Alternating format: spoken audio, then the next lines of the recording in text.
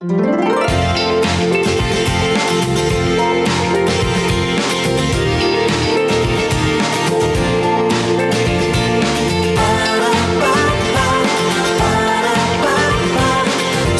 सवेरे पाकिस्तान।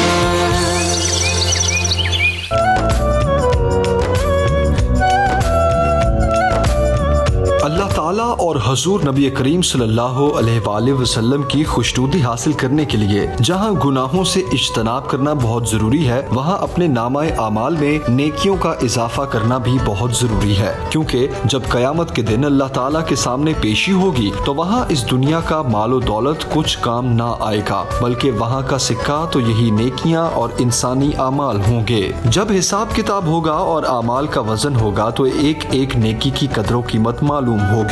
वहाँ माँ बाप, रिश्तेदार, दोस्त अहबाब, गर्ज कोई भी किसी के कुछ काम ना आएगा। इसलिए अभी भी वक्त है कि हम आखिरत के लिए अच्छे आमाल इकट्ठे कर लें, ताकि मैदान हशर में शर्मिंदगी ना उठानी पड़े। इरशाद बारी ताला है, जो कोई नेक काम करेगा, खा मर्द हो या औरत, बशर्ते के साहिब ईमान हो, तो हम उसे पाकीज़ा यानी उम्दा जिंदगी देंगे। इसलिए हमें चाहिए कि नेकी के हर छोटे से छोटे मौके से फायदा उठाएं और अपने अच्छे अमाल में इजाफा कर लें। हज़रत मोहम्मद सल्लल्लाहु अलैहि वसल्लम का इरशाद करामी है, नेकी की किसी बात को हकीर ना समझो। एक जगह आप सल्लल्लाहु अलैहि वसल्लम ने फरमाया, जहन्नुम की आग से बचो, ख्वाह एक खजूर के आधे हिस्से ही के जरिए क्यों ना हो।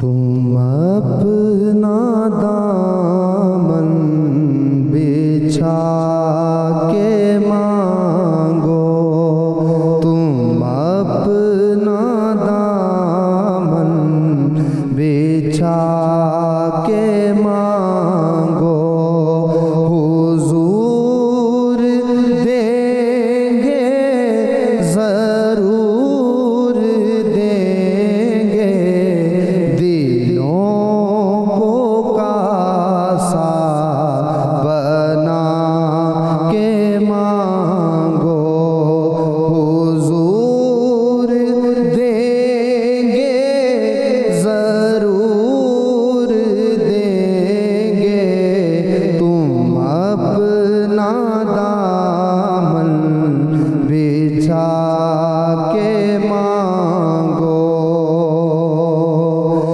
जहाँ से मौला अली ने मांगा, जहाँ से हर एक वली ने मांगा, जहाँ से मौला अली ने मांगा, जहाँ से हर एक वली ने मांगा, तो आओ आंसू बहा के मांगो, हुजूर देंगे, जरूर देंगे, तुम अपना दामन बिछा के मांगो। और उन्हीं से मजबूत कर लो नाते, जो दे के एहसान नहीं जताते, उन्हीं से मजबूत कर लो नाते, जो दे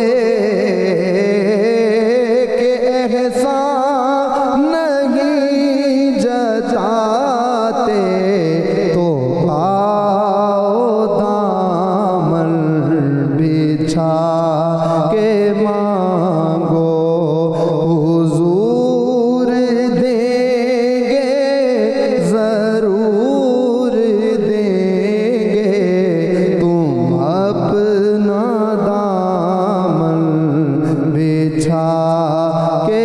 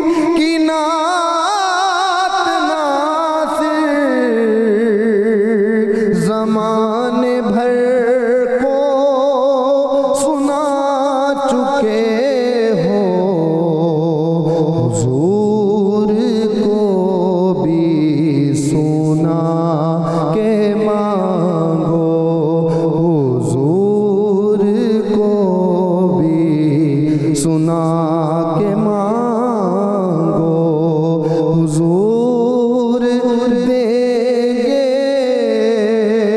ضرور دیں گے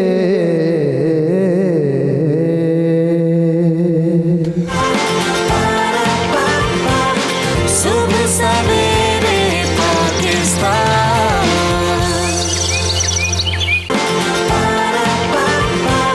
صبح سویرے پاکستان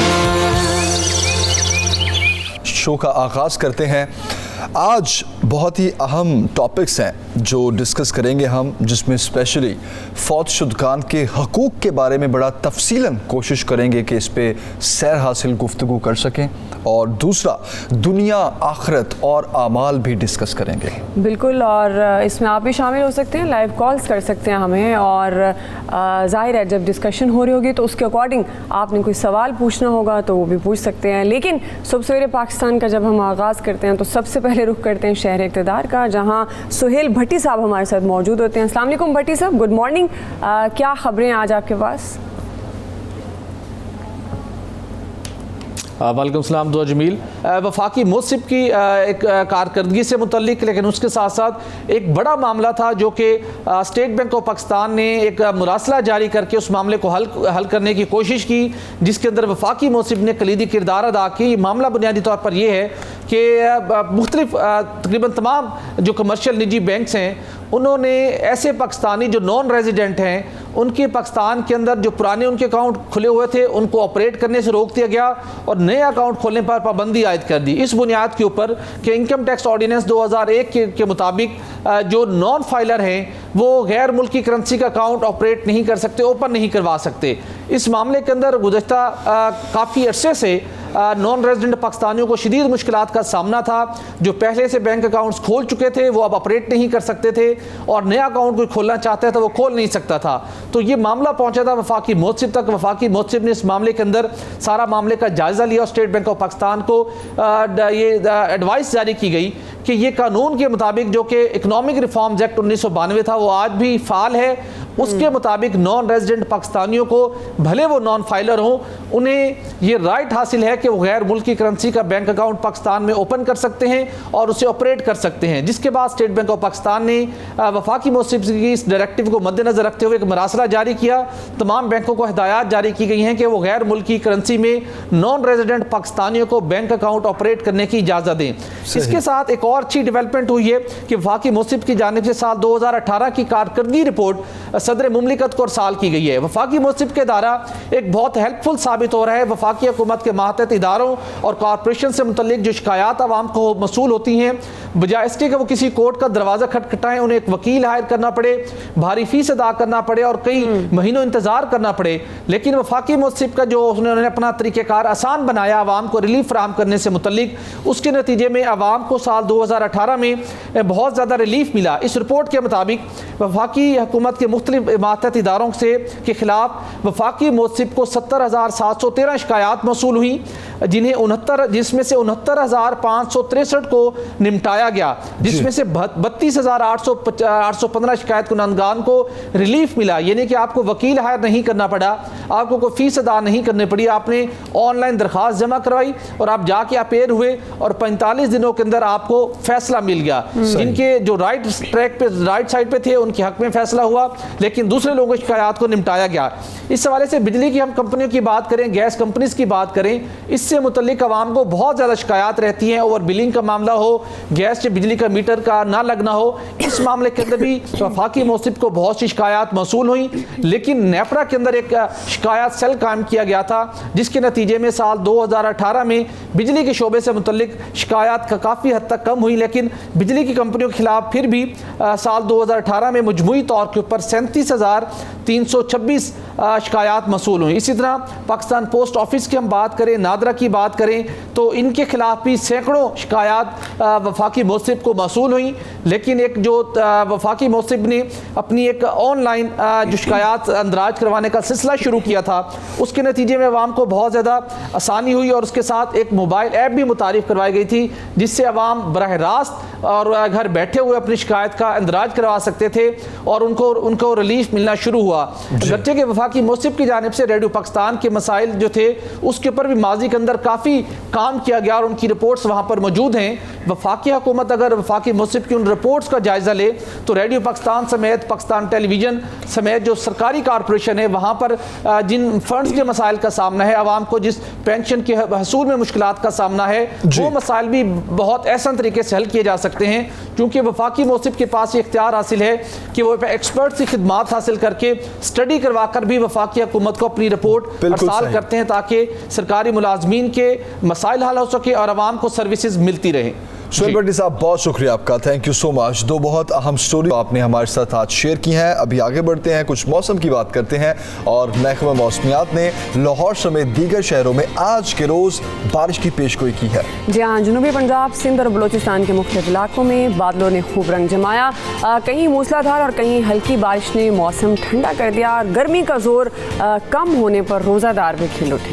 کراچی والوں کے لیے اچھی خبر یہ ہے کہ موسم کا حال بتانے والے بتاتے ہیں کہ جمعرات سے بوندا باندی کی پیشگوئی ہے، عید تک ہیٹ ویو کا کوئی امکان نہیں ہے۔ ملک کے بڑے شہروں میں آج کا موسم کیسا ہوگا وہ آپ سے شیئر کرتے ہیں۔ لاہور میں کم سے کم درجہ حرارت 24 اور زیادہ سے زیادہ 38 ڈگری سینٹی گریڈ ہو سکتا ہے۔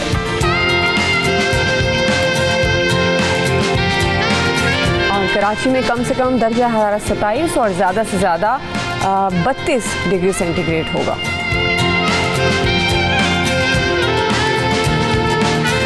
اسلام آباد میں کم سے کم درجہ حرارت 21 اور زیادہ سے زیادہ 32 ڈگری سینٹی گریڈ ہوگا۔ اور اب آپ کو بتائیں گے پشاور کا درجہ حرارت کم سے کم 22 اور زیادہ سے زیادہ 33 ڈگری سینٹی گریڈ ہوگا۔ اور جناب کوئٹہ میں کم سے کم درجہ حرارت 16 اور زیادہ سے زیادہ 26 ڈگری سینٹی گریڈ ہو سکتا ہے۔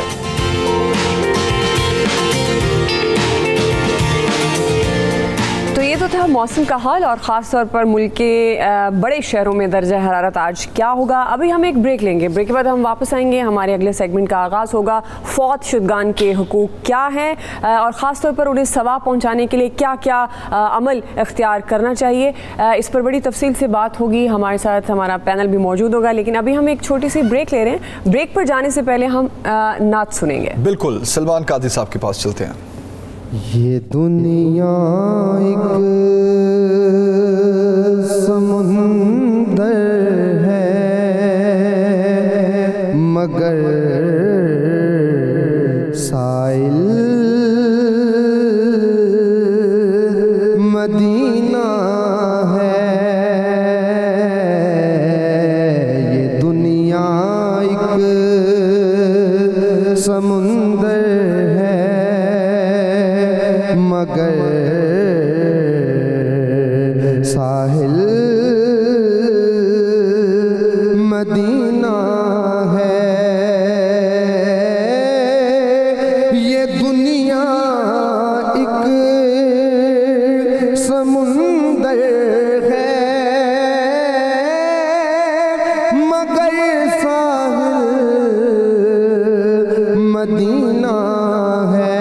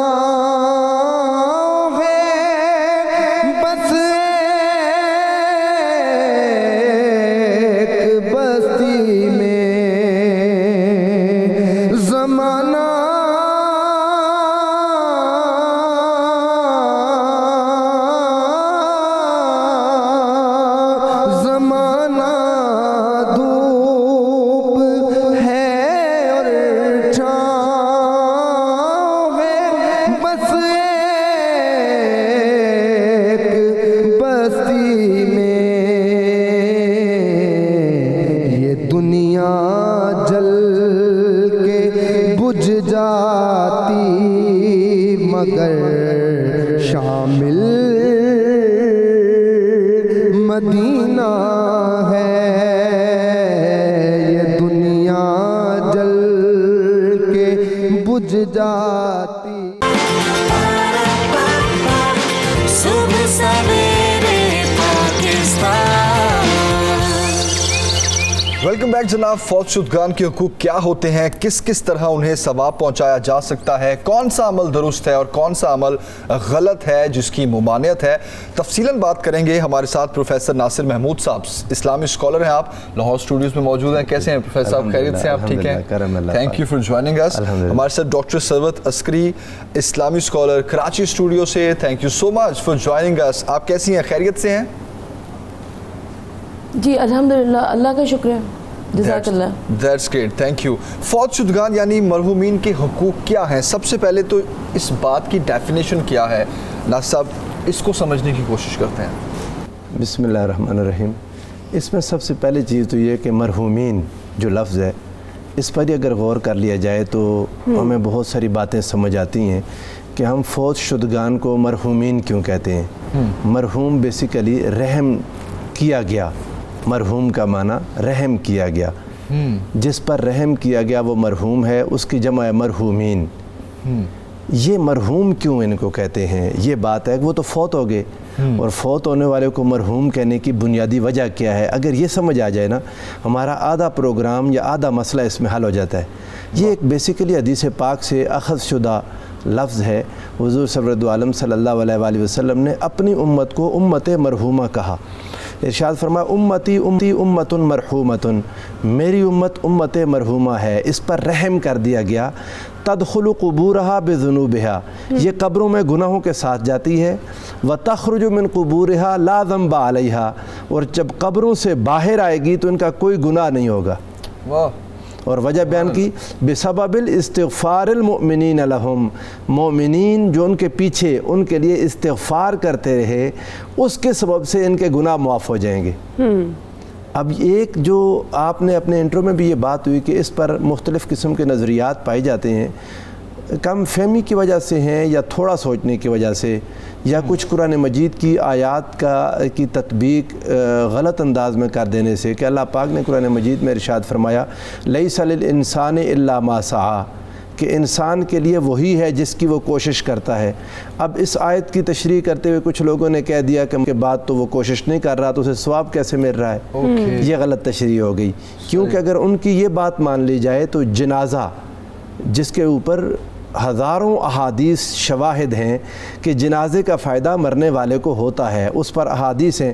حضور نبی کریم صلی اللہ علیہ وآلہ وسلم نے ارشاد فرمایا کہ 40 کے قریب مومن افراد جس شخص کے جنازے میں شریک ہو جائیں وہ اس کی بخشش کا ذریعہ بن جاتا ہے۔ اچھا، اب اگر جنازہ جو اس انسان کا اپنا عمل نہیں ہے، پیچھے رہ جانے والوں کا عمل ہے، اس کا فائدہ اسے مل رہا ہے، تو یہ بات سمجھ آ گئی کہ جو اس آیت سے لوگوں نے معنی سمجھا وہ غلط سمجھ گئے، وہ ان کا وہ نہیں ہے۔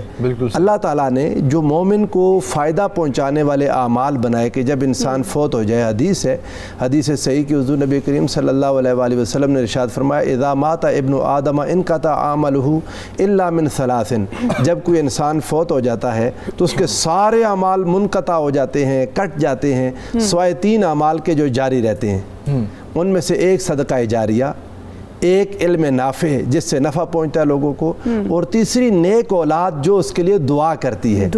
یہ 3 اعمال مرنے والے کے باقی رہتے ہیں اور اس کا اس کو فائدہ ہوتا رہتا ہے۔ صحیح۔ اچھا، ڈاکٹر سرور صاحبہ کو بھی شامل گفتگو کرتے ہیں۔ ڈاکٹر صاحبہ، جیسے پروفیسر صاحب بھی بتا رہے ہیں کہ فوت شدگان یعنی مرحومین کے حقوق کیا ہیں، آپ کے خیال میں فوت ہو جانے والوں سے متعلق ان کے لواحقین کے لیے اللہ اور اس کے رسول صلی اللہ علیہ وآلہ وسلم کا کیا حکم ہے؟ بسم اللہ الرحمن الرحیم۔ السلام علیکم۔ میں نہایت شکر گزار ہوں آپ کی کہ آج آپ نے اتنے اہم موضوع پر مجھے لب کشائی کا موقع دیا، اس لیے کہ انسان کے اوپر بہت سارے لوگوں کے حقوق عائد ہوتے ہیں۔ جس طریقے سے زندہ انسانوں کے حقوق عائد ہوتے ہیں، بالکل ویسے ہی دنیا سے گزر جانے والوں کے حقوق بھی عائد ہوا کرتے ہیں۔ اور جب ہم بات کرتے ہیں مرحومین کی، یعنی جو لوگ دنیا سے گزر چکے ہیں، تو مجھے ایک حدیث یاد آتی ہے کہ آقا صلی اللہ علیہ وآلہ وسلم خاتم النبیین و مرسلین، امام الانبیاء، رحمت للعالمین، حضرت محمد مصطفیٰ صلی اللہ علیہ وآلہ وسلم کا ارشاد گرامی ہے کہ اے لوگو اپنے مرحومین کو ہرگز فراموش نہ کرنا. اور شب جمعہ کے حوالے سے بالخصوص ارشاد فرمایا, کہا کہ شب جمعہ میں مرحومین آ کر تمہارے گھروں کے دروازے پر آ کر سائلوں کی مانند, بھکاریوں کی مانند, فقیروں کی مانند دستے سوال دراز کرتے ہیں, دق الباب کرتے ہیں, دستک دیتے ہیں, اور اس کے بعد فریاد کرتے ہیں, آہو بکا کرتے ہیں, اور کہتے ہیں کہ دیکھو دنیا میں جو کچھ بھی ہم نے کمایا تھا وہ سب کچھ تمہارے حوالے کر گئے, اب اس کا حساب اور کتاب ہم دے رہے ہیں اور اس کا نفع تم کما رہے ہو. دیکھو آج برائے خدا ہمیں تم یاد رکھنا, چاہے ایک روٹی کے ذریعے, ایک لباس کہنا کے ذریعے, ایک درہم و دینار کے ذریعے, یعنی کچھ معمولی رقم کے ذریعے جو مرنے والے کے نام پر صدقہ و خیرات کر دی جائے, اس کے ذریعے ہم اپنے مرحومین کو یاد کر سکتے ہیں. اور اس کے بعد حضور نبی کریم صلی اللہ علیہ وآلہ وسلم نے ارشاد فرمایا کہ یہ نہ سمجھنا کہ جو کچھ تم نے اپنے مرحومین کے نام پہ دیا ہے وہ سب کچھ انہی کو چلا گیا, بلکہ تم کو بھی اتنا ملے گا کہ جس وقت تم کوئی صدقہ, کوئی ایصال ثواب, کوئی فعل نیک کرتے ہو اپنے مرحومین کے لیے, تو ملائکہ اسے نورانی طبق میں لے کر اس کی قبر میں داخل کرتے ہیں, اور جس سے اس کی قبر نورانی ہو جاتی ہے, روشن ہو جاتی ہے, کشادہ ہو جاتی ہے. اور صاحب قبر یعنی میت حیران ہو کر پوچھتی ہے کہ یہ کیسے میری قبر روشن, نورانی اور کشادہ ہو گئی. تو اس وقت فرشتے جواب دیتے ہیں کہ فلاں تیرا عزیز, فلاں تیرا چاہنے والا, فلاں تیرا بہن بھائی یا اولاد, اس نے تمہارے نام پر یہ صدقہ بھیجا ہے.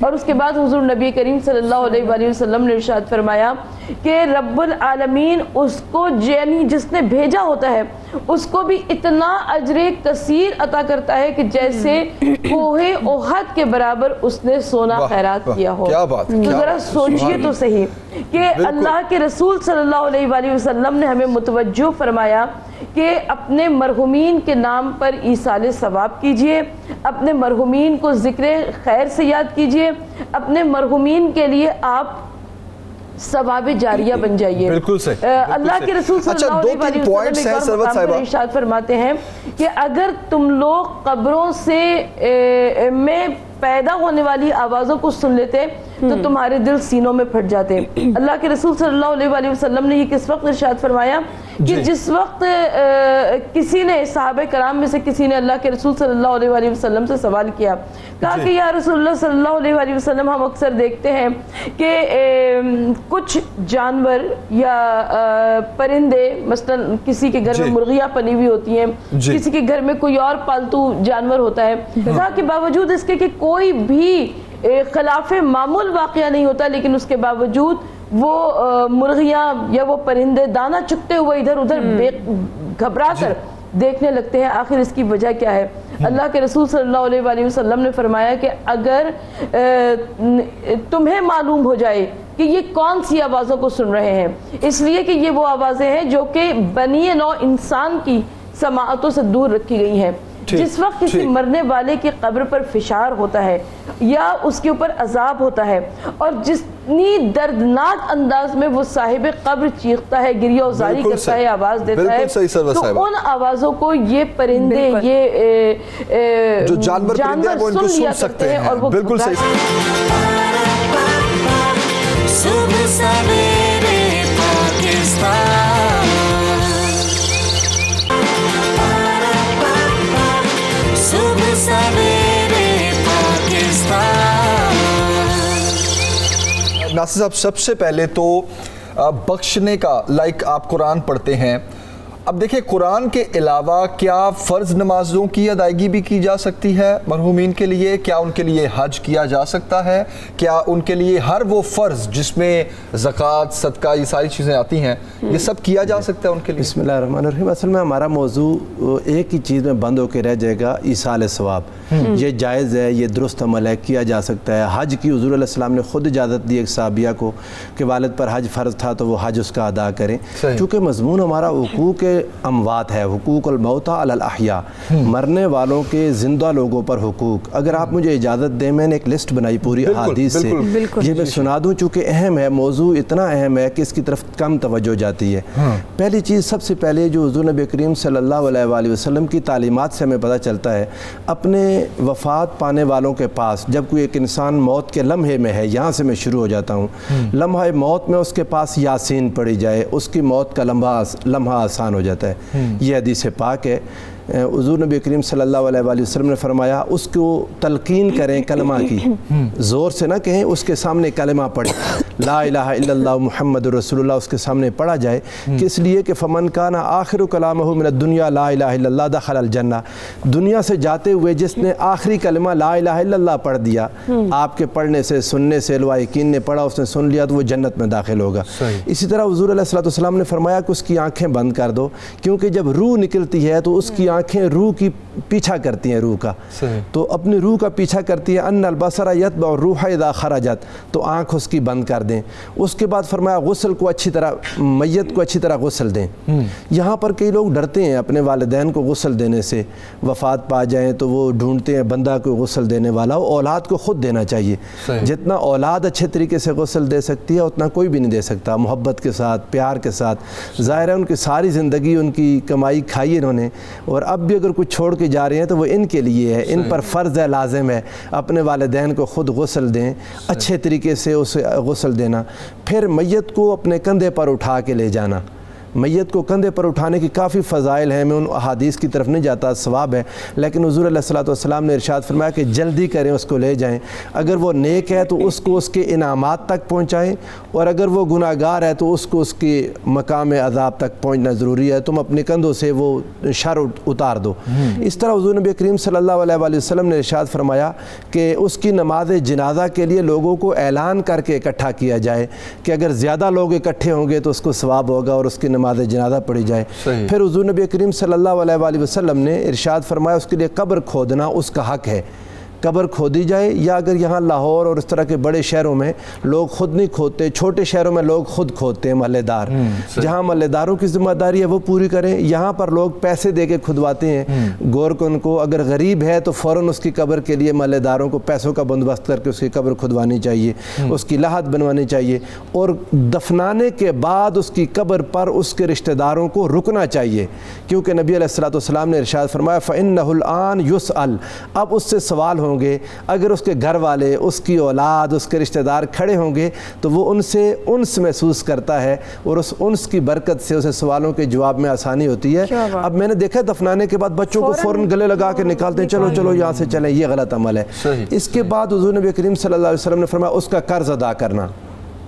اس کا اگر میت پر قرض ہے تو کل نفس معلقۃ بدینہا حتی یقضی عنہا، وہ اپنے دین کی وجہ سے لٹکا رہتا ہے، قرض کی وجہ سے، جب تک وہ اس کی طرف سے ادا نہیں کیا جاتا.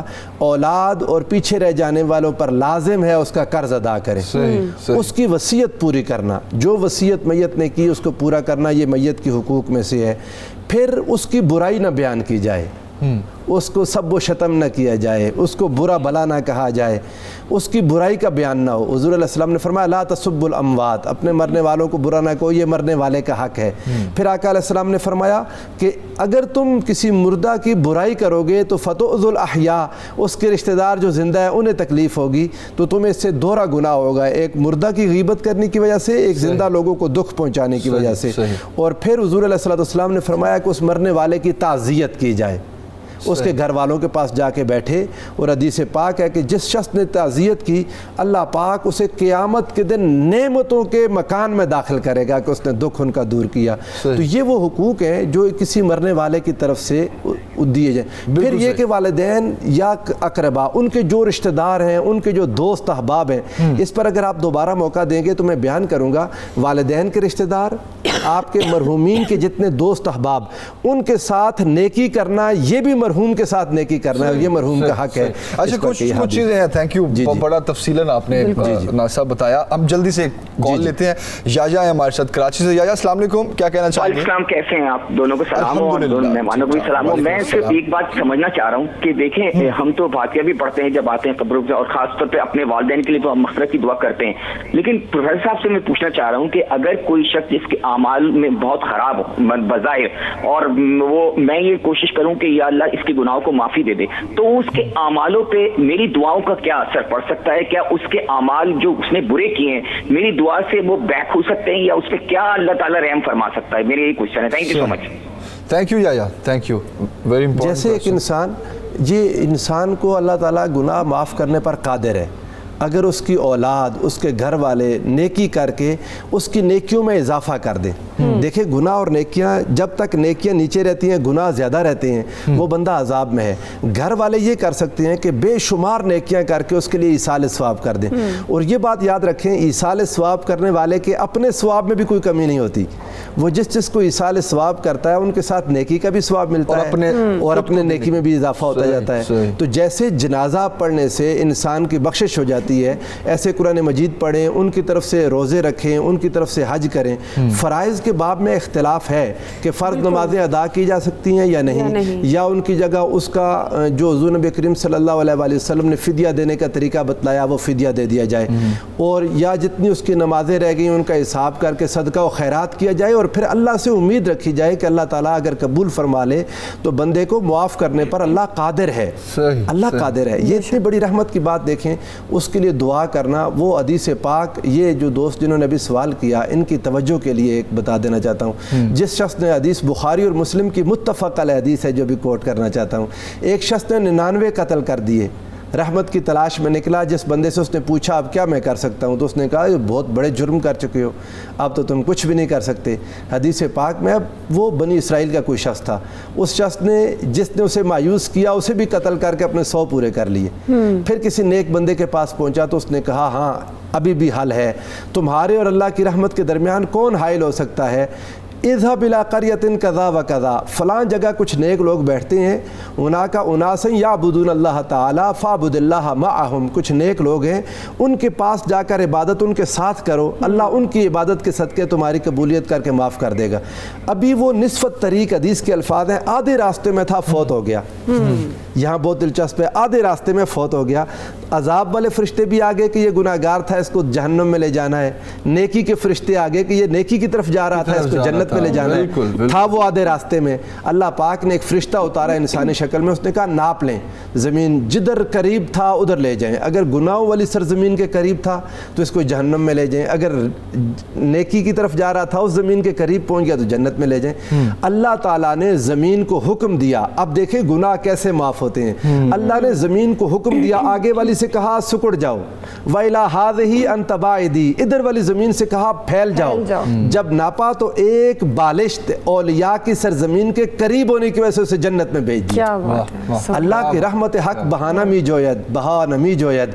اللہ کی رحمت بہانے تلاش کرتی ہے. اولاد کو, پیچھے والوں کو مایوس نہیں ہونا چاہیے, بہت زیادہ دعائیں کریں, اللہ اس کے گناہ معاف کر سکتا ہے. جی, اور ایک کالر ہے ہمارے ساتھ. جی بالکل, ہمارے ساتھ ایک کالر ہے ممتاز. السلام علیکم جی, کیا کہنا چاہیں گے؟ وعلیکم السلام جی. جس کالر حضرات بیٹھے ہیں ان میں سے کالر صاحب سے میں نے یہ پتہ کرنا تھا کہ جب ہم دعا بھی پاک علیہ السلام کا وسیلہ دیتے ہیں ان کا, تو کیا اولیاء اللہ کا اور نیک لوگ جو ہوتے ہیں ان کا وسیلہ بھی دیا جا سکتا ہے دعا میں؟ یہ پتہ کرنا.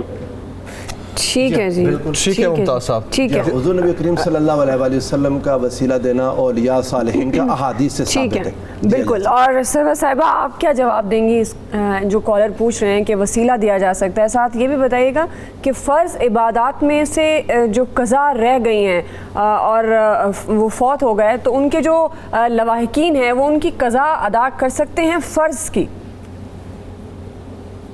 جی جناب, بالکل ادا کر سکتے ہیں. اور اللہ کے رسول صلی اللہ علیہ وآلہ وسلم سے جب کسی نے پوچھا کہ ہم اپنے مرحومین کے لیے ایصال ثواب کرنا چاہتے ہیں تو سب سے بہترین عمل کون سا ہے, تو اللہ کے رسول صلی اللہ علیہ وآلہ وسلم نے ارشاد فرمایا کہ میت کے بقایا جات, یعنی میت کے بہت سارے ایسے بقایا جات ہوتے ہیں. مثلاً اگر مرنے والا چلا گیا ہے دنیا سے اور اس نے کوئی اپنا واجب حج نہیں ادا کیا ہے, تو اب اس کے لواحقین کے لیے ضروری ہے کہ اس کا حج بدل کروا دیں، نیابت پر اجرت پر اس کا حج بدل کروا دیں۔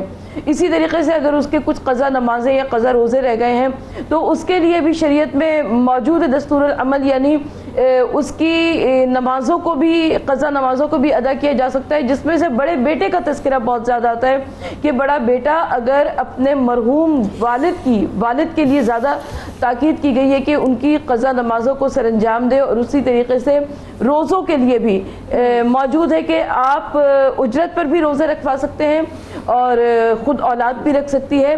تو یہ جو اعمال صالح ہوتے ہیں، اور بالخصوص جس چیز کا، جس نقطے کا میں حوالہ دینا چاہتی ہوں وہ یہ کہ قرضہ ادا کرنا۔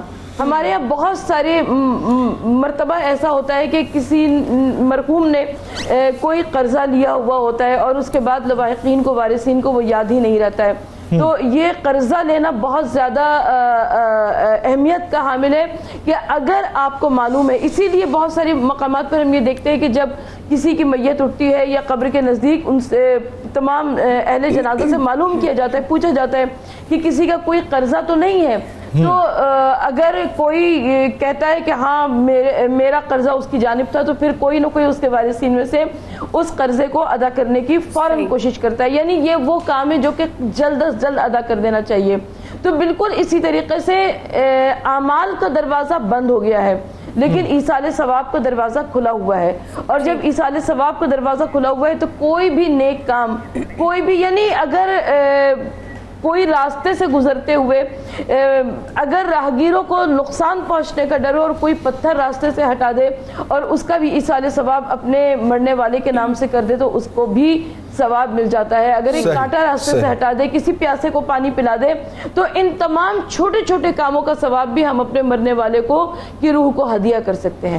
بالکل صحیح سروت صاحبہ، اور یہ بڑا امپورٹنٹ، جس طرح 2 کالز بھی آئیں ہمارے پاس۔ ایک تو یہ جاننا چاہتے تھے کہ ہم کس طرح سے ایصال ثواب کر سکتے ہیں، پڑھ کر اکٹھا کر سکتے ہیں یا روزمرہ کی بنیاد پہ کر سکتے ہیں، اور دوسرا ایک کالر جو وسیلے کی بات کر رہے تھے کہ ہم کیا وسیلہ دے کر کو دعا مانگ سکتے ہیں، اور یہ سارے وہ سوالات ہیں۔ ہم چاہیں گے کہ مزید اور بھی سوالات ہوں آپ کے، تو آپ ہمیں لائیو کال کیجئے اور کال کے ذریعے کچھ کہنا چاہیں، کچھ پوچھیں وہ ضرور پوچھیں۔ ایک جلدی سے بریک لیتے ہیں، بریک کے بعد جب واپس آئیں گے تو اسی سے ریلیٹڈ بہت سے امپورٹنٹ کویسچنز اور بھی ہیں جو ہم ڈسکس کریں گے۔ آپ دیکھتے رہیے گا سب سویرے پاکستان۔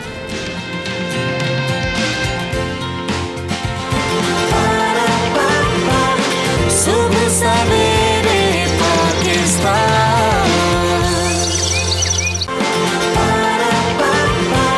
صبح سویرے پاکستان۔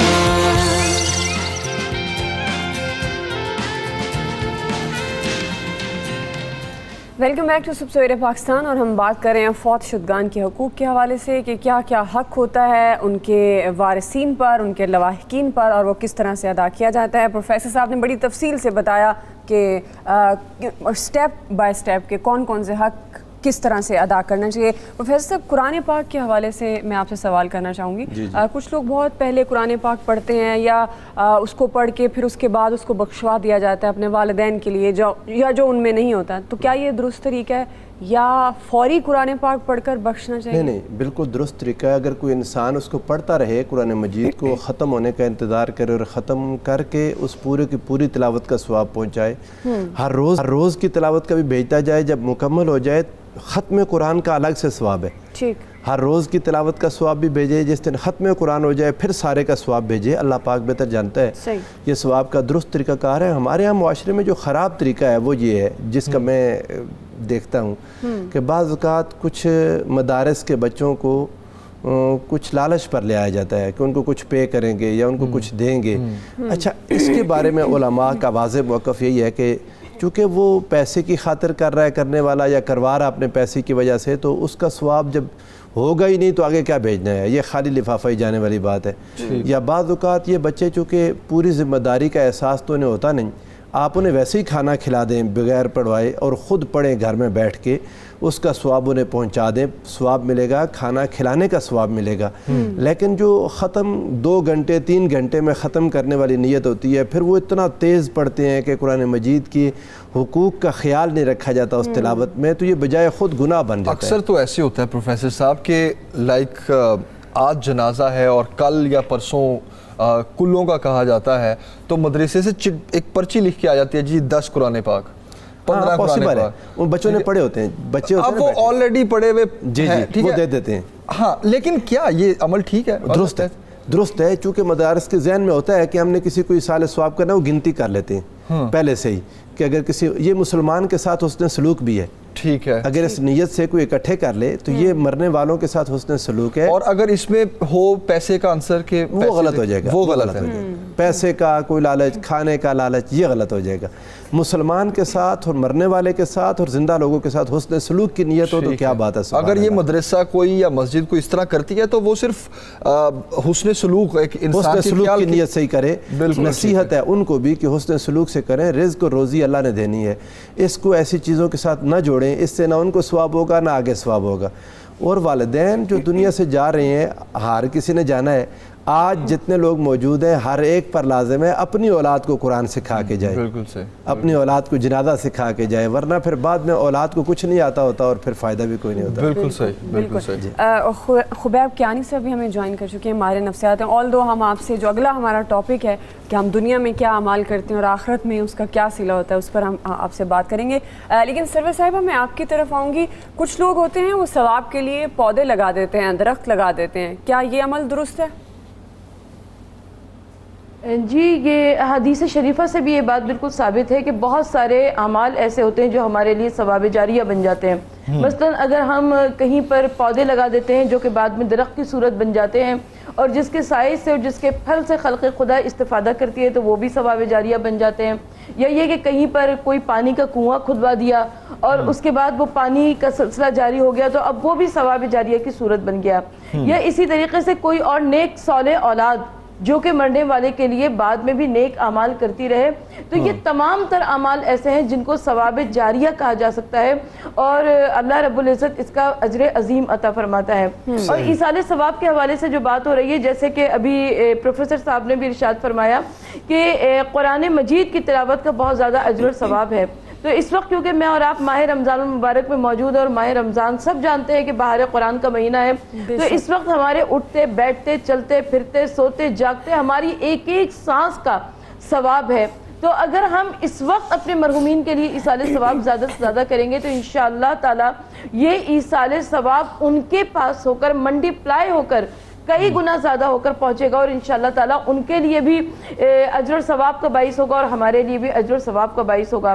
احادیث شریعہ میں موجود ہے کہ بہت ساری اولاد ایسی ہوتی ہے جو کہ زندگی میں نیکوکار ہوتی ہے لیکن اولاد والدین کے انتقال کے بعد ان کے لیے عاق ہو جاتی ہے، اور بہت ساری اولاد ایسی ہوتی ہے جو زندگی میں اپنے ماں باپ کی زیادہ فکر نہیں کرتی ہے لیکن دنیا سے والدین کے گزر جانے کے بعد ان کی نیکوکار اولاد شمار ہو جاتی ہے۔ تو معلوم یہ ہوا کہ بہت سے ایسی اولاد ہوتی ہے جو دنیا میں اپنے والدین کا بہت زیادہ خیال رکھتی ہے لیکن جب والدین کی آنکھیں بند ہو گئی اب وہ بے فکر ہو جاتے ہیں، اب وہ بے خبر ہو جاتے ہیں، اب وہ غفلت میں پڑ جاتے ہیں، انہیں محسوس کیا ہوتا ہے کہ جیسے ان کے والدین کو کسی چیز کی ضرورت نہیں ہے، تو وہ عاق شمار ہوتے ہیں۔ اور یہاں تک کہ احادیث میں موجود ہے کہ اللہ کے رسول صلی اللہ علیہ وآلہ وسلم نے ارشاد فرمایا کہ مرحومین بھی یعنی ارواح بھی اپنے دیگر ارواح کے نزدیک ویسے ہی شرمسار ہوا کرتی ہیں جیسے تم زندہ ایک دوسرے کے سامنے کبھی نادم ہوتے ہو کبھی شرمسار ہوتے ہو۔ ہمارے یہاں یہ ہوتا ہے کہ اگر کوئی ہمارا عزیز ہمارے رشتہ دار ہمیں نہ پوچھے، ہمیں کبھی اپنی خوشیوں کے موقع پہ نہ یاد کرے تو ہم کس قدر دل گرفتہ ہو جاتے ہیں، مایوس ہو جاتے ہیں، اپنے دیگر رشتہ داروں کے سامنے اپنے آپ کو شرمندہ محسوس کرتے ہیں کہ ہمارے بھائی کے گھر شادی ہو گئی، ہماری بہن کے گھر تقریب ہو گئی، اس نے ہمیں نہیں پوچھا۔ تو بالکل ایسے ہی جب ارواح مومنین میں کچھ افراد ایسے ہوتے ہیں جن کے لیے ایصال ثواب کیا جاتا ہے اور یہاں سے تحفے جاتے ہیں ایصال ثواب کے لیے، اور کچھ ارواح ایسی ہوتی ہیں کہ جن کے لواحقین ان کو نہیں یاد رکھتے ہیں، شب جمعہ بھی نہیں یاد رکھتے ہیں، عام دنوں میں بھی نہیں یاد رکھتے ہیں. ٹھیک ہے. اچھا سروت صاحبہ ایک چیز اور بتائیے گا، شرمسار ہوتی ہیں. ایک چیز اور بتائیے گا سروت صاحبہ کہ کچھ متس بھی ہیں، وہ ایسی متس ہیں کہ بڑی زیادہ فالو بھی کی جا رہی ہیں ہمارے معاشرے میں، جس میں سے ایک مثال یہ ہے کہ کھجور کا پودا قبر کے قریب لگا دینا یا اس کی ایک ٹہنی قبر پہ رکھ دینا کہ جی اس سے عذاب ٹل جائے گا جب تک وہ ہری رہے گی، جیسے ہی وہ خشک ہوگی. اس میں کتنی حقیقت ہے؟ نہیں، جریدتین کا تو ہمارے یہاں تصور موجود ہے نا کہ آپ ایک ٹہنی کو، سرسبز ٹہنی کو، اور اس کو بھی گیلا کر کے قبر کے ساتھ رکھ دیجئے، تو جب تک وہ تر و تازہ رہے گی تب تک انشاءاللہ تعالیٰ مرنے والے کے اوپر عذاب نہیں ہوگا. یہ تو موجود ہے ہمارے پاس، اعمال میں موجود ہے، جو دفن کے بعد کے جو اعمال موجود ہیں. آپ کی بات کٹ رہی ہے، حضور نبی کریم صلی اللہ علیہ وآلہ وسلم نے خود یہ عمل فرمایا.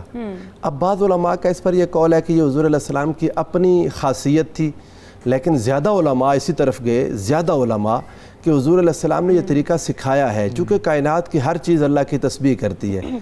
ان کل من فی السماوات والارض الا آت الرحمن عبدا یسبح للہ ما فی السماوات والارض.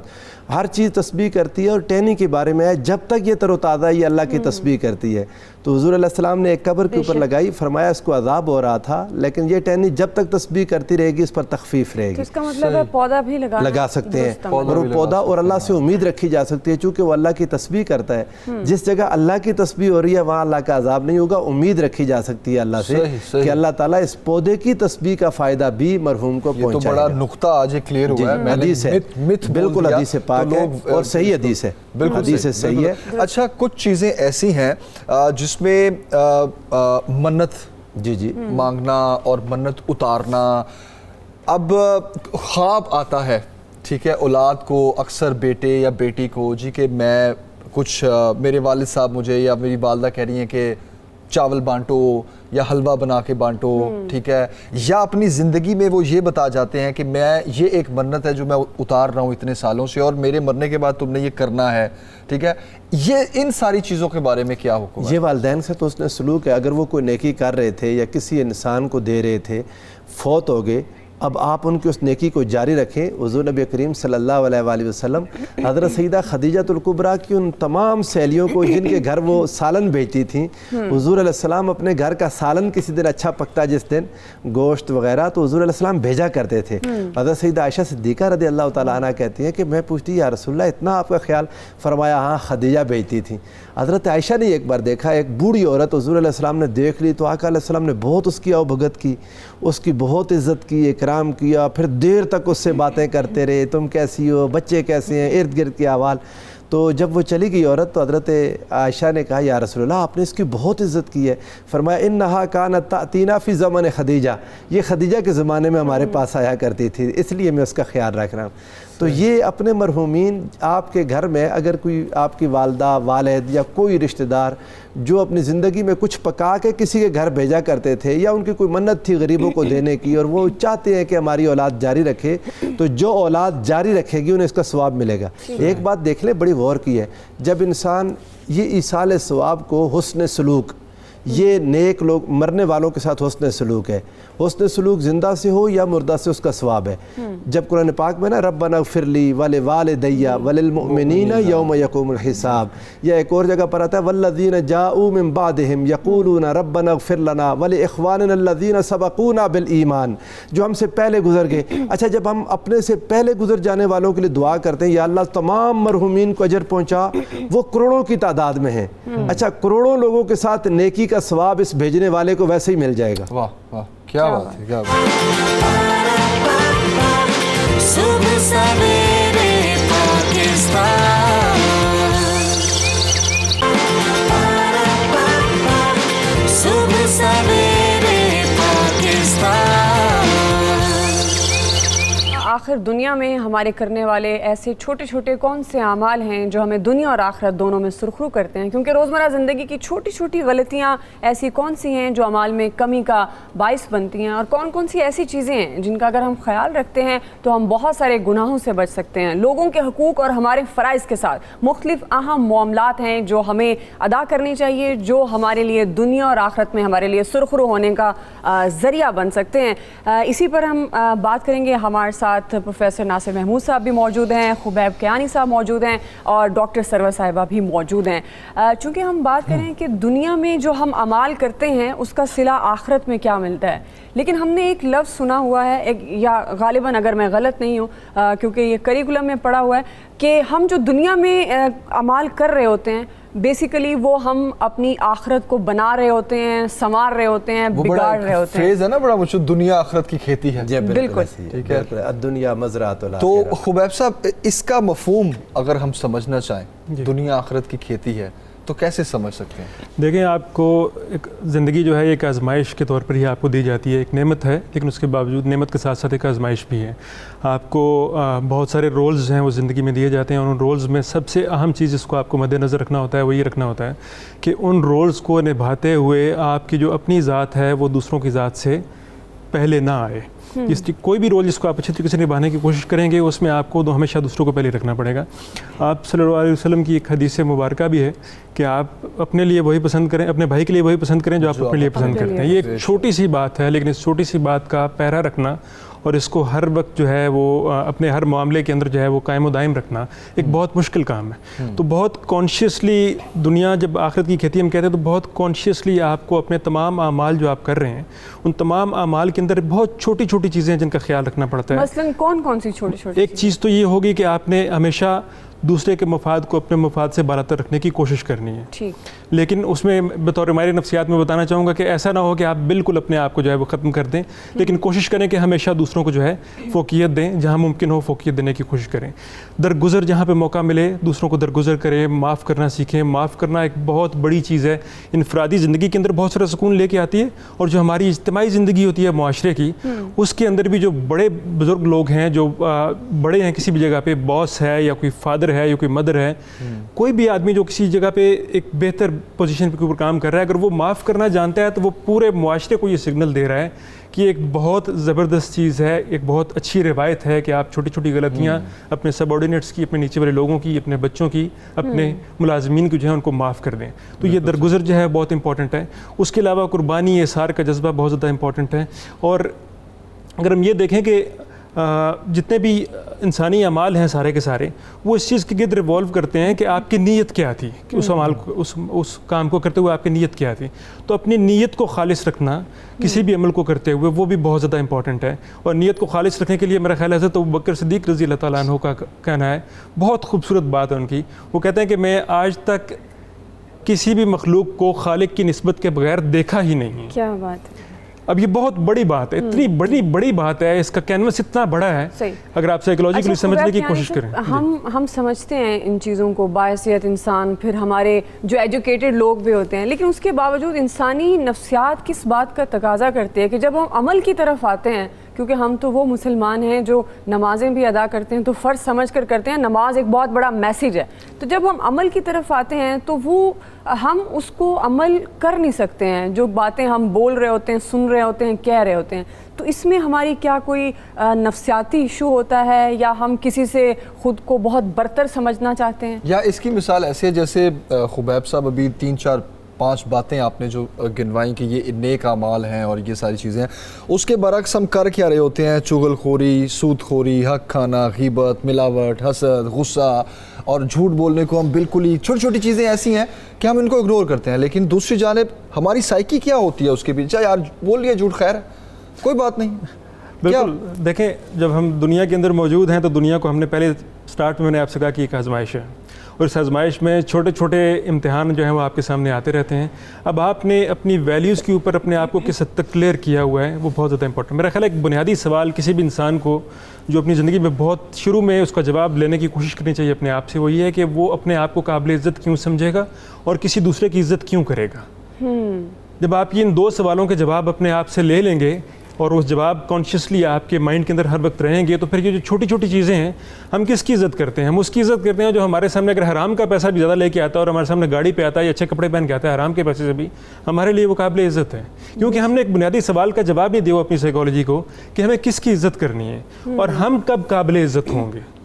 تو ہم نے ہم نے اپنی عزت کا پیمانہ یہ رکھا ہوا ہے کہ دنیا میں اس وقت عزت کا جو معیار رائج ہے، ہمارے ملک میں ہمارے معاشرے میں جو معیار رائج ہے، اس معیار کے مطابق ہم کچھ بھی اکٹھا کر لیں اور کسی بھی طرح کے ذرائع سے اکٹھا کر لیں تو ہم قابل عزت ہیں۔ لیکن خویب صاحب یہ جو پیمانے ہیں نا، یہ پیمانوں کی طرف میں اس لیے نہیں جانا چاہتا کیونکہ انسان پھر یہ سن کے ہر چیز میں پیمانے رکھ دیتا ہے، جس طرح جھوٹ میں، حسد میں، غیبت میں، چوری میں، ان ساری بیک بائٹنگ میں، لیگ پولنگ، ان سب میں بھی اچھا یار تھوڑا سا ہی تو کیا نا، خیر ہے چلو اس کی اتنی پکڑ نہیں ہے، یا میں نے چھوٹا سا جھوٹ بولا نا کوئی بات نہیں، جان بخشی ہو گیا۔ کچھ لوگ یہ بہانہ بنا دیتے ہیں اچھا جھوٹ بولنے سے کسی کا گھر بچ جاتا ہے اگر، تو وہ جھوٹ نہیں ہوتا، وہ تو بڑا اچھا عمل ہوتا ہے۔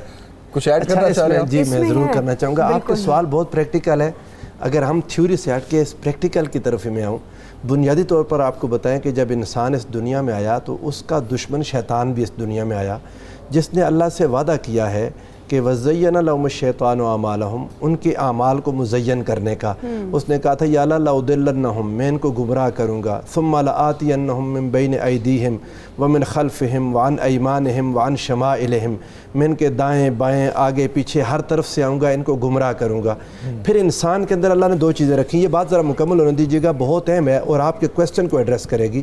انسان کے اندر نیکی اور گناہ دونوں کا مادہ موجود ہے، نیکی اور گناہ کا، اور اگر ایک انسان کی نیکی کے مادے کو ابھارنا، نیکی کے مادے کو گناہ کے مادے پر تک باری کر دینا، گناہ کے مادے کو کون زیادہ تیز کر رہا ہے؟ شیطان، اور وہ ایسا دشمن ہے، اللہ پاک قرآن پاک میں فرماتا ہے کہ انہو یرونہم، وہ تمہیں ایسی ایسی جگہوں سے دیکھتا ہے، من حیث لا ترونہم، جہاں سے تم اسے دیکھ نہیں سکتے۔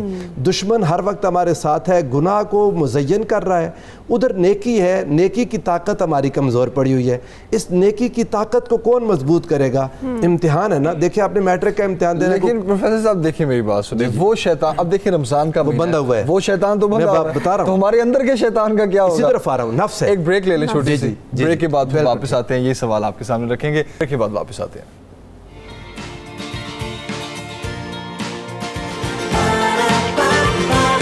صبح سویرے پاکستان،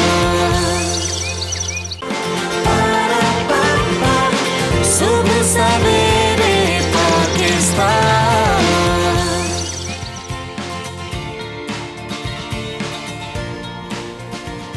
ویلکم بیک ناظرین، ہم بات کر رہے ہیں کہ دنیا میں ہمارے کرنے والے جو اعمال ہیں وہ چھوٹی چھوٹی سی کون سے اعمال ہیں جن کو کرتے ہوئے ہم غلطیاں کر جاتے ہیں، جس سے ہم اپنی آخرت کو بگاڑ بیٹھتے ہیں۔ پروفیسر صاحب آپ بات کر رہے تھے کہ جب ایک تو شیطان ہمیں بہکاتا ہے، ایک ہمارے اندر جو ہمارا نفس ہے جب یہ بگڑ جاتا ہے تو ساری خرابی پیدا ہوتی ہے۔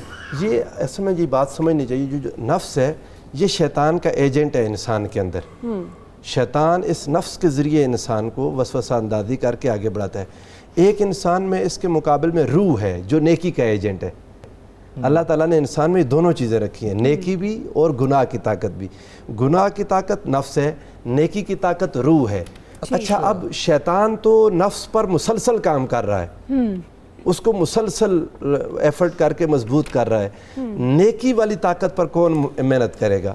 والدین نے کرنی ہے معصوم بچوں کے لیے، وہ روزی کما رہے ہیں، ان کو فکر نہیں، پتہ ہی نہیں ان کو بچے کب جوان ہو جاتے ہیں پتہ ہی نہیں چلتا، ابھی چھوٹے چھوٹے تھے بڑے ہو گئے بغیر تربیت کے۔ اساتذہ نے کرنا تھا، اساتذہ، مشائخ، ائمہ مساجد، اللہ تعالیٰ جو لوگ کام کر رہے ہیں اللہ انہیں مزید برکت دے، لیکن حالت زار یہ ہو چکی ہے کہ انقلاب روز از حد بالائی گذشت، بر مکان شیر غراں خو کے صحرائی نشست۔ حالت یہ ہو چکی ہے کہ جہاں پر کبھی شیر بیٹھتا تھا وہاں گیدڑ بیٹھ گیا، تربیت کے ادارے ختم ہو گئے، محنت نہیں ہو رہی۔ انسان کو نیکی کی طاقت کو مضبوط کرنے پر، صالحیت اور تقوی کو مضبوط کرنے پر جو محنت ہونی چاہیے وہ محنت نہیں ہو رہی، وہ ادارے ہی ختم ہو گئے محنت کرنے والے، اگر کہیں ہیں تو برے حالات میں ہیں۔ اب جب لوگ پھر اس حال میں بڑے ہو جاتے ہیں کہ ان کی گناہ کی طاقت زیادہ ہوتی ہے تو پھر یقیناً گناہ زیادہ نظر آتے ہیں. گناہ زیادہ نظر آتے ہیں.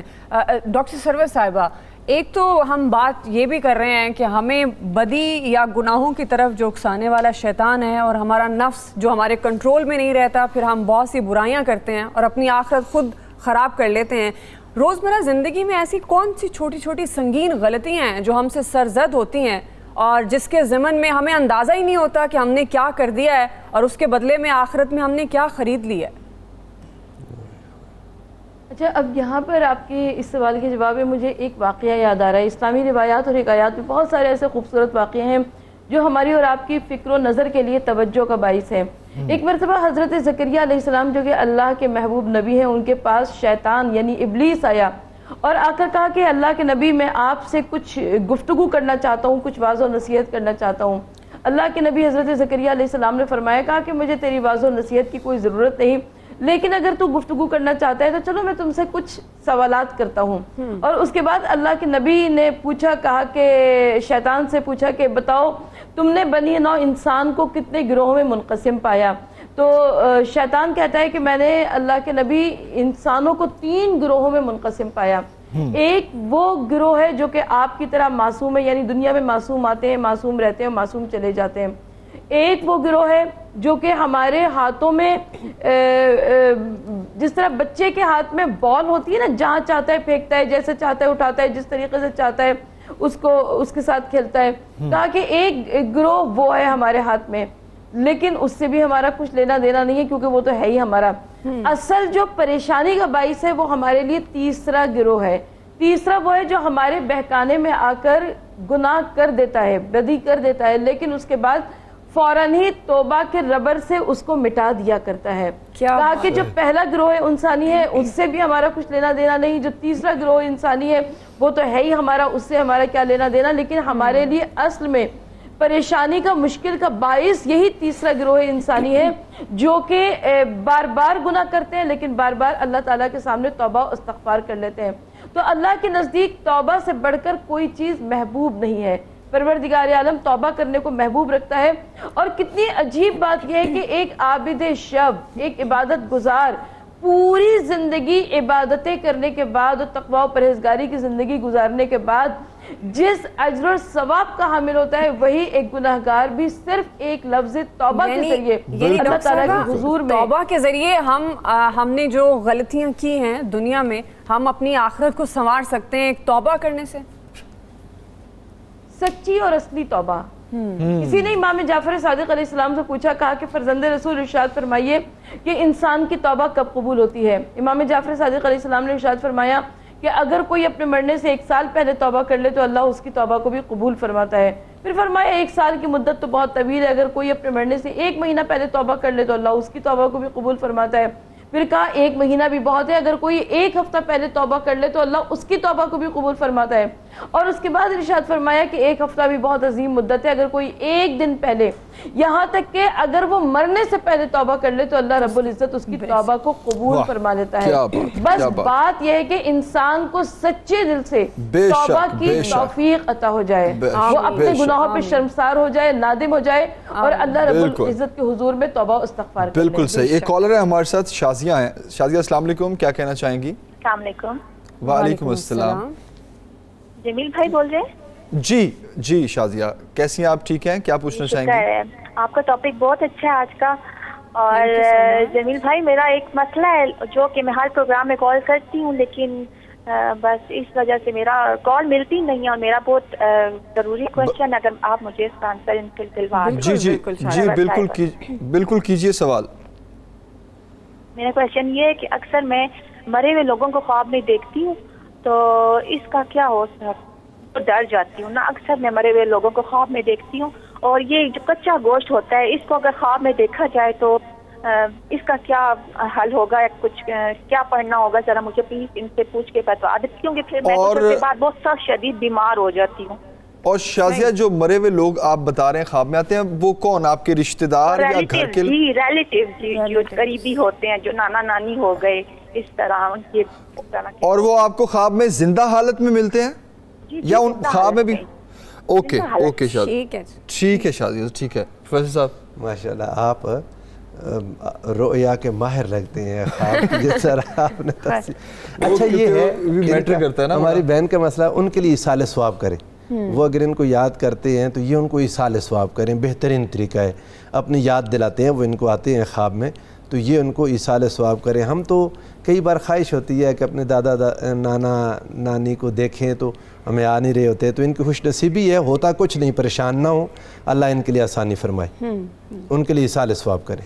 ठीक हो गया। और कच्चा गोश्त जो उनको जो बस यही है, गोश्त सदका कर दे। मैं इतना माहिर नहीं हूँ ख्वाबों की ताबीरात का, लेकिन वो सदकात करें, सदका खैरात। वो ये कह रही है कि मैं बीमार हो जाती हूँ, वैसे नहीं होंगी इंशाल्लाह, सदका करें, नहीं होंगी। सदका बीमारी को दूर करता है। सरवर साहिबा आप कुछ ऐड करना चाहेंगे? जी क्या पूछा आपने? जो कॉलर पूछ रही थी कि ख्वाब में उनको मरे हुए लोग जो उनके रिलेटिव्स हैं वो बहुत ज़्यादा फ्रीक्वेंट देखती हैं और कच्चा गोश्त भी देखती हैं, तो वो कह रही थी कि कुछ पढ़ने के लिए या कुछ एडवाइस अगर आप उनको कर सकें। नहीं, प्रोफेसर साहब ने उनको बिल्कुल सही जवाब दिया है कि जितना ज़्यादा से ज़्यादा ये साले सवाब करेंगी और अपने मरहुमीन के लिए कार खैर करेंगी। देखिए बहुत सारे ऐसे अफराद होते हैं जो कि हमारी याददाश्तों से महव हो जाते हैं, हमारे मरहुमीन दादा दादी, हमारे मरहुमीन नाना नानी जो कि बहुत पहले गुजर चुके हैं, लेकिन अगर उन्होंने उनको ख्वाब में देख लिया तो उनकी याद ताज़ा हो गई। जब याद ताज़ा हो गई तो वो किसी भी तरीके से किसी भी भूखे को खाना खिला दें, किसी भी गरीब के तन पर कपड़ा पहना दें, कोई भी छोटे से छोटा अमल, 2 रकअत नमाज पढ़ दें उनकी मग़फ़िरत के वास्ते, 1 सिपारा पढ़कर हदिया कर दें, 1 अलहम 3 कुल अल्लाह पढ़कर हदिया कर दें, कोई भी नेक अमल हो वो अपने मरहुमीन के लिए इसाले सवाब कर सकते हैं। बिल्कुल सही। कॉलर हैं हमारे साथ, मंजूर साहब हैं। अस्सलाम वालेकुम, क्या कहना चाहेंगे? जी वालेकुम अस्सलाम जी, मैं ये कहना चाहता हूँ कि आजकल पाकिस्तान में अगर किसी औरत का हस्बैंड फौत हो जाता है और उसके बच्चे हैं, वो इद्दत में 4 महीने के लिए बैठ जाती है। इद्दत में इस्लाम ने क्या रिसर्च किया है कि वो औरत का और कोई जरिया माश नहीं अथवा उसके हस्बैंड के, उसका और कोई किसी तरफ से कोई खाने पीने का बंदोबस्त नहीं है, तो वो औरत घर में बंद रहेगी। इसके ऊपर क्या आप कहते? ठीक है मंजूर साहब, मजबूरी में उसको इजाज़त है, अगर वाकई ऐसी मजबूरी है तो अपनी जॉब जारी रखे, इजाज़त है उसे, लेकिन जो बाकी पाबंदियाँ हैं उनका ख्याल रखे, इद्दत के दौरान अपनी जॉब पर जा सकती है, गैर ज़रूरी ना निकले। सही सही सही। अच्छा खुबैब साहब, हाउ टू गेट मोटिवेटेड, हम ये तो बड़ा तफसीलन हमने डिस्कस कर लिया कि कौन कौन सी चीज़ें ऐसी हैं जो हमारे अमाल को, हमारी नेकियों को ख़राब करती हैं और हमारी आखिरत को ख़राब करती हैं। अब एक चीज़ तो हमें समझ आ गई, अब डर खौफ वाली कैफियत में तो हम जाना नहीं चाहते, अल्लाह से एक मोहब्बत का रिश्ता होना चाहिए, ना कि ये वाला कि हम डरें कि ये हो जाएगा वो हो जाएगा। तो हम मोटिवेट किस तरह करें अपने आप को कि हमने छोटे छोटे बहुत सारे अच्छे अमाल करने हैं, छोटी छोटी नेकियां कमानी हैं? देखिए मोटिवेशन के लिए तो ज़रूरी है कि आप जो है ज़िंदगी में जो आपकी ट्रू वैल्यूज़ हैं उनके गिर्द घूमते रहें, और मैंने हमेशा इस चीज़ की बात करता हूँ कि आप जब काम कर रहे हैं, कोई भी काम कर रहे हैं, उसमें आप अपनी नीयत को मद्देनज़र रखें, नीयत आपकी क्या है। जब भी आप कोई अच्छा काम करेंगे, नेक काम करेंगे, तो आपको अंदर से एक जो आपने रूह का एलिमेंट का जिक्र किया उन्होंने, रूह को आप खुद रूह के अंदर सरशारगी से महसूस करते हैं। आप अपनी नेकी जो है उसका अजर इसलिए रखा गया है क्योंकि वो इंसानी जो फितरत है, इंसानी जो नफ्सियात है, इंसानी जो फिजियोलॉजी है, उसको नेकी को करते हुए इन सारी चीज़ों को तकलीफ़ उठानी पड़ती है। और गुनाह के अंदर जो हमारी रग़बत है या जो हमारा ज़्यादा रुझान है गुनाह की तरफ, वो इसलिए है क्योंकि उधर सहल पसंदी है और हमारी जो फितरत है वो सहल पसंद है और लज़्ज़त ज़्यादा, बिल्कुल उसमें लज़्ज़त ज़्यादा है। लेकिन अगर आप गौर करें, अगर आप अपनी साइकोलॉजी के स्टूडेंट हों तो आप ये इस चीज़ को बड़ा आसानी से इस चीज़ को आप समझ सकते हैं कि जब भी आप गुनाह करते हैं तो आपकी रूह के अंदर जो आपकी एक नफ्सियात है उसके अंदर जो हलचल पैदा होती है वो बड़ी नेगेटिव सी, बड़ी मनफी सी होती है। और अगर आप कोई कॉन्शियसली अच्छा काम करें, नेक काम करें, या कभी कभार अनकॉन्शियसली अनइंटेंशनली आपकी अच्छा काम कर दें, तो उसके बाद जो आपकी रूह का बैलेंस होता है वो बहुत मज़े का होता है, बहुत शानदार होता है। अच्छा एक बात मैं ज़रूर आप पूछना चाहूँगा खुबैब साहब, ये जो नफ्स, ज़मीर, रूह, अंदर की आवाज़, ये सारी चीज़ें क्या डायरेक्टली या इनडायरेक्टली हमारी साइकी से कनेक्टेड हैं या नहीं? बिल्कुल इनका ताल्लुक है, और इसमें साइकोलॉजी में इसके लिए बाकायदा से एक अलग से पूरा उन्होंने रखा हुआ कि इड ईगो सुपर ईगो है। एक कहती है कि जो आपके दिल में फ़ौरन प्लेयर के प्रिंसिपल पे चलती है, वो कहती है कि जो चीज़ मज़ा देती है, जिस चीज़ से फौरी तौर पर हमें अच्छा लगेगा वो कर लेते हैं। एक कहती है नहीं थोड़ी देर बाद कर लेंगे, और एक बीच में कहती है कि नहीं ये तो गलत है, ये तुम क्या कर रही हो। तो इस सारा पूरा एक मैकेनिज़्म है जो कि नफ्सियात भी इसको जो है वो मानती है कि है, लेकिन उसके लिए अपनी टर्म्स इस्तेमाल करती है नफ्सियात जो है। तो ये सारी चीज़ें घूम रही हैं इनके गिर्द। इंसानी नफ्सियात जो है एक आप कहें कि एक मलगूबा है इन तीनों फोर्सेस का, और इन तीनों फोर्सेस के अंदर आपने ये नोट करना होता है कि आप अपने आप को बैलेंस्ड कब महसूस करते हैं। बैलेंस का मतलब ये है कि इमोशनली इन जोन आप अपने आप को कब महसूस करते हैं। जब भी आपकी रूह जो है वो बैलेंस से बाहर होगी, आपको फिजियोलॉजिकल सिम्टम्स भी आना शुरू हो जाते हैं, आपके अंदर झुंझलाहट सी आना शुरू हो जाती है, आप बड़ी तेज़ी से अपनी मूव्स कर रहे होते हैं, सारा कुछ कर रहे होते हैं। लेकिन अगर आप बैलेंस में हो तो आप देखेंगे कोई भी बैलेंस्ड आदमी पूरा दिन अगर आप उससे बात करेंगे तो उसके अल्फाज में, उसकी बॉडी लैंग्वेज में, उन सारी चीज़ों में बड़ा फ्लो होता है। बिल्कुल बिल्कुल, बहुत फ्लो होता है। बिल्कुल बिल्कुल। सुबह सवेरे पाकिस्तान, सुबह सवेरे पाकिस्तान। सरवत साहिबा, जिस तरह पहले एग्जाम्पल्स हमने सामने रखी हमारे माशरे की छोटी छोटी बुराइयों की, जिसमें झूठ बोलना, चुगलखोरी है, सूद खोरी, हक खाना, गीबत करना, बैक बाइटिंग, लेग पुलिंग, ये सारी वो चीज़ें हैं जिनको हम फेस भी करते हैं, बचना चाहते हैं, बचते भी नहीं हैं, और ये समझ के इग्नोर कर देते हैं कि अच्छा चलो कोई बात नहीं। तो इन सारी चीज़ों की सज़ाएं क्या हैं, इनसे बचा कैसे जा सकता है? देखिए, इनकी सज़ाएं भी बहुत ज़्यादा है और बचना भी बहुत आसान है। और इस्लामी रिवायात और हिकायात में बहुत सारे वाक़यात मिलते हैं। तो इसमें से एक वाक़या मैं आपकी समातों की नज़र करना चाहती हूँ कि एक शख्स था जिसने सरेरा एक कांटों भरी झाड़ी को, उसका एक पौधा जो था वो लगा दिया। अब जब वो पौधा लगा रहा था तो उसको आते जाते कुछ अफराद ने रोका, कहा कि देखो ये कांटों भरी झाड़ी है, कांटों भरा पौधा है, ये आते जाते खल्क़े खुदा को नुकसान पहुंचाएगा। उसने कहा नहीं, मैं 2-4 दिन के बाद निकाल दूंगा। अब हुआ क्या कि वो आदमी जो था वो बूढ़ा होता गया, उसके आज़ा मुज़महिल होते गए, कमज़ोर नहीफ होते गए, और उधर वो जो कांटों भरी झाड़ी भी थी वो भी बड़ी होती गई, उसके कांटे भी बड़े बड़े होते गए। यहाँ तक कि एक वक्त ऐसा आया कि वो आदमी मजबूर, लाचार, नातवान हो गया कि वो उस कांटों भरी झाड़ी को निकाल सके। यानी आज मेरे और आपके पास वक्त है, मैं और आप अपनी जिंदगी में इसी वक्त जो कांटे मौजूद हैं, जो गलतियां मौजूद हैं, हम उनको निकाल फेंके, उसकी तौबा और इस्तग़फ़ार कर लें। देखिए, कल किसे पता है कल आनी है या नहीं आनी है, कल कोई नहीं जानता। हम अपनी निगाहों के सामने अपने सगीर सनों को भी जाता हुआ देख रहे हैं, हम अपनी निगाहों के सामने अपने हम उम्रों को भी जाता हुआ देख रहे हैं, हम अपनी निगाहों के सामने अपनी से बड़ी उम्र वाले लोगों को भी जाते देख रहे हैं, और ऐसों को जाता देख रहे हैं कि जिनको ये जोम था कि अभी हमारी दुनिया को बड़ी ज़रूरत है या हमारे बगैर दुनिया चल ही नहीं सकती है। लेकिन क्या हुआ, कुल्लो नफ्सिन ज़ायक़तुल मौत, जब अल्लाह ताला की जानिब से आ गया इशारा तो उसके बाद नामे अमाल भी बंद हो गया, सांसों का आना जाना भी बंद हो गया। लेकिन दुनिया तो वैसी की वैसी ही चलती रही, न किसी के आने से कोई फर्क पड़ता है, न किसी के जाने से कोई फर्क पड़ता है। तो इस वक्त बस मेरा और आपका काम ये होना चाहिए कि हम अपनी जिंदगी को छोटी छोटी बातों को कोशिश ये करें कि दूसरों के लिए, खल्क़े खुदा के लिए आसानियां पैदा करें। मैं एक चीज़ का बतौर ख़ास जिक्र करना चाहती हूँ, मुझे नहीं पता कि कितनी देर और मैं मौजूद हूँ आपके प्रोग्राम में, कि 2 रकात नमाज हदिया वालिदैन जो कि कम अज़ कम शब जुमा में ज़रूर पढ़नी चाहिए, लेकिन अगर रोज़ाना अल्लाह ताला तौफ़ीक़ात अता फ़रमाए औलाद को, ये नमाज 2 रकात होती है और पहली रकात में सूरह अलहम्द के बाद 10 मरतबा रब्बिग़फ़िरली वल वालिदैया वलिल मोमिनीन यौमा यक़ूमुल हिसाब, और दूसरे रकात में सूरह अलहम्द के बाद 10 मरतबा रब्बिग़फ़िरली वल वालिदैया वलिमन दख़ला बैती वलिल मोमिनीन वल मोमिनात, और नमाज ख़त्म होने के बाद 10 मरतबा अपने वालिदैन के लिए कहें कि रब्बी अरहमहुमा कमा रब्बियानी सगीरा। परवरदिगार आलम, जिस तरीके से उन्होंने बचपन में मेरे ऊपर नजर करम की थी, राम करम का एहसान का बर्ताव किया था, बिल्कुल ऐसे ही तू उनके ऊपर करना।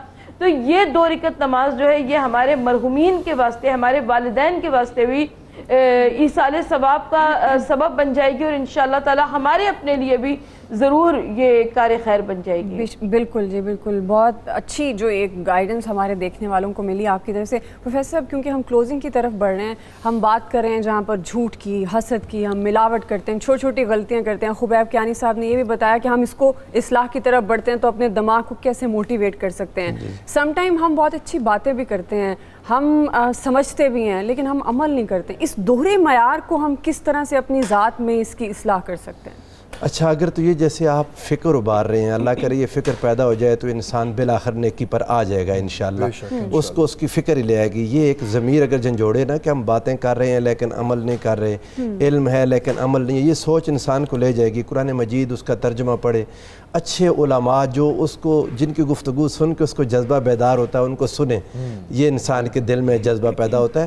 ہم نے بار بار ایک بات کی چھوٹی چھوٹی نیکی، تو اس پر مجھے ایک حدیث پاک یاد آئی.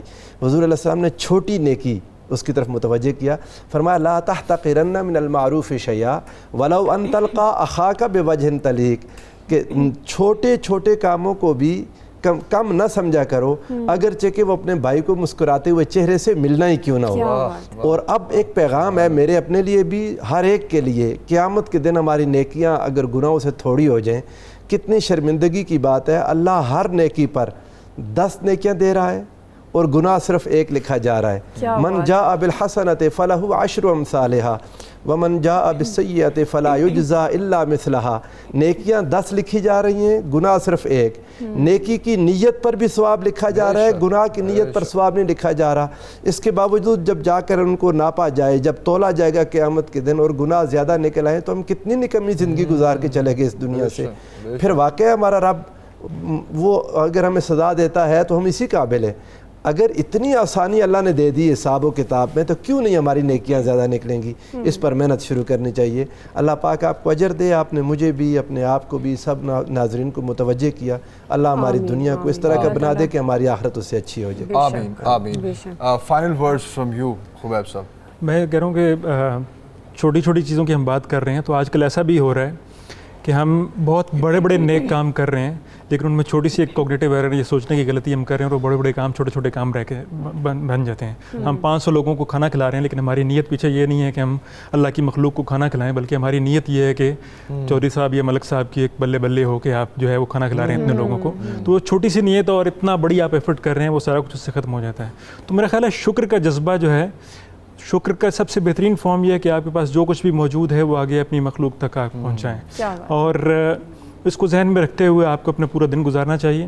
اور چھوٹی چھوٹی جو آپ سوچ رہے ہیں نیکی کے پیچھے آپ کی موٹیویشن کیا ہے، نیت کیا ہے. نیکی آپ چاہے دنیا جہان کی نیکی آپ کر رہے ہیں، اور وہ جو نیت ہے، وہ جو چھوٹا پارٹ ہے جو ذہن کے اندر ہے، دل کے اندر ہے، وہ زیادہ امپورٹنٹ ہے. اس کے اوپر زیادہ غور کریں. آپ کسی کے لیے کچھ نہیں کر رہے، اللہ میاں کے دیے ہوئے سے آپ لوگوں کو دے رہے ہیں، اللہ میاں کی دی ہوئی صلاحیتوں سے آپ چیزوں کو کر رہے ہیں. تو شکر یہی ہے کہ آپ اچھی نیت سے اس کو کریں. ڈاکٹر سرور صاحبہ، آپ کی طرف سے کلوزنگ ریمارکس، کوئی میسیج؟ بس بہلول کا نام بڑا مشہور ہے اسلامی تاریخ، روایات اور حکایات میں. بہلول کو کسی نے بازار میں دیکھا کہ وہ کبھی آسمان کی جانب اشارہ کر رہے ہیں، کبھی دائیں بائیں دیکھ رہے ہیں. لوگوں نے پوچھا بہلول کیا کر رہے ہو؟ کہا کہ میں اللہ کی اس کے بندوں سے مصالحت کرا رہا ہوں، راضی نامہ کرا رہا ہوں. پوچھا کوئی کامیابی ہوئی؟ کہا نہیں، رب تو راضی ہے مگر ان کے پاس فرصت نہیں ہے، یعنی انسانوں کے پاس. چند دنوں کے بعد لوگوں نے دیکھا کہ بہلول وادی خموشہ میں یعنی کسی قبرستان میں بیٹھے ہوئے اور قبروں کے درمیان میں بیٹھے ہوئے آج بھی کچھ اشارے کر رہے ہیں، کچھ راز و نیاز، کچھ تکلم کر رہے ہیں. لوگوں نے پوچھا بہلول آج کیا ہو رہا ہے؟ کہا کہ آج بھی مصالحت کرا رہا ہوں، راضی نامہ کرا رہا ہوں اللہ سے. کہا کوئی کامیابی ہوئی؟ کہا نہیں، آج یہ راضی ہیں مگر وہ راضی نہیں ہے. یعنی آج عمل کا دن ہے، حساب نہیں ہے. کل حساب کا دن ہوگا لیکن عمل نہیں ہے. مولا کائنات نہج البلاغہ میں ارشاد فرماتے ہیں کہ اپنا حساب اور کتاب کرو، اپنا محاسبہ کرو قبل اس کے میزان عمل پر تمہارا حساب اور کتاب کیا جائے. بالکل، بے شک بے شک. ناصر صاحب، سرور صاحبہ، خبیب کیانی صاحب، آپ تینوں کا بہت شکریہ.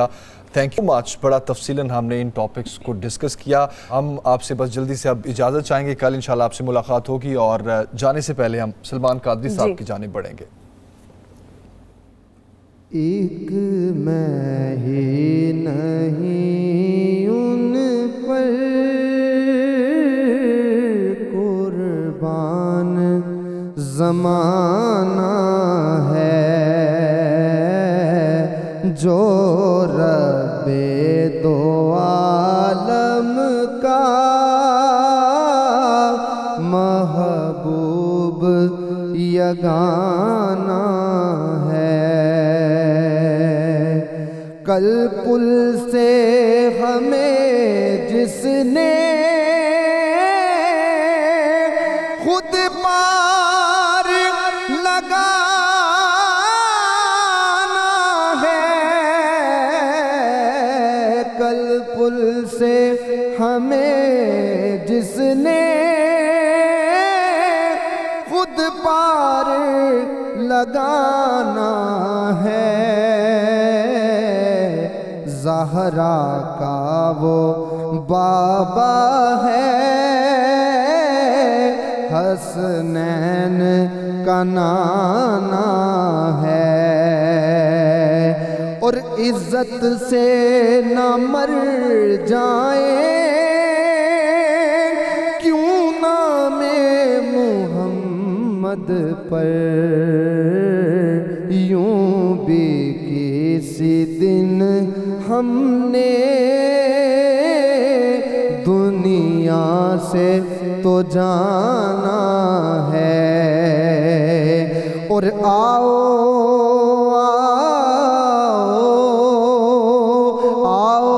در زہرا پر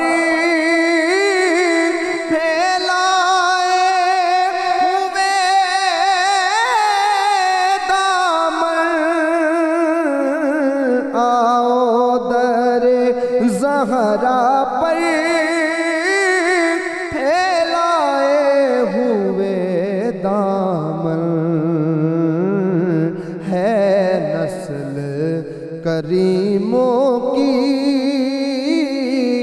لجپال گھرانہ ہے، نسل کریموں کی لجپال گھرانہ ہے، یہ کہہ کے درے حق سے کچھ مہلت، میلاد کی آمد ہے،